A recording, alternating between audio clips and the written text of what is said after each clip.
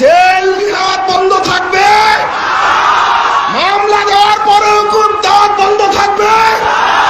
আব্দুর রাজ্জাকের চেয়ে বড় পণ্ডিত ছিলেন শাহ ইসমাইল শহীদ, তিনি নিহত হয়েছেন, শহীদ হয়ে গেছে।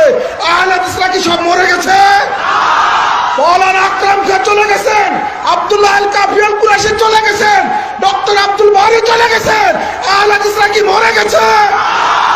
ইবনে তাইমিয়া চলে গেছেন, ইমাম আহমদ বিন হাম্বল চলে গেছেন, ইমাম ইবনে হাজার আন্দালুসি চলে গেছেন, সাহাবা একরাম চলে গেছেন।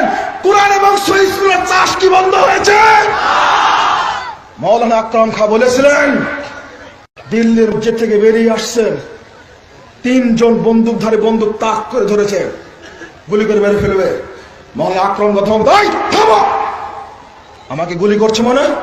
শুনে রাখো, বন্দুকের গুলি দেখায় আমাকে ভয় দেখিয়ে লাভ নেই। এই বন্দুক দিয়ে আমিও পাখি মেরেছি, লাভ নেই। আমাকে হত্যার আগে কথাটা শুনে নাও, তিনজন বন্দুকধারীর হাত থেকে বন্দুক পড়ে গেছে।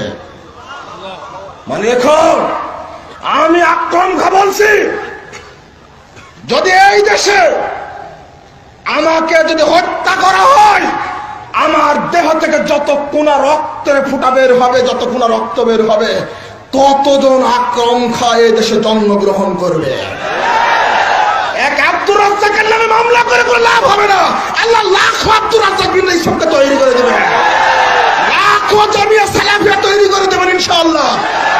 আল্লাহ নবী বলেছেন, লা তাজালু তাইফাতু মিন উম্মতি যাহিরুল হক লা ইয়াদুরুহুম মান খাযালাহুম হাত্তা ইয়াতি আমরুল্লাহুম কাযালিক। শুনে রাখো হে সাহাবীরা, আমি বলে যাচ্ছি, সর্বদা একটি দল হকের উপরে বিজয়ী থাকবে, বিরোধীরা তাদের কোনো ক্ষতি করতে পারবে না। ইতিমধ্যে কিয়ামত চলে আসবে, তারা বিজয়ী হিসাবেই থেকে যাবে। এই হাদিস প্রেরণা যোগায়।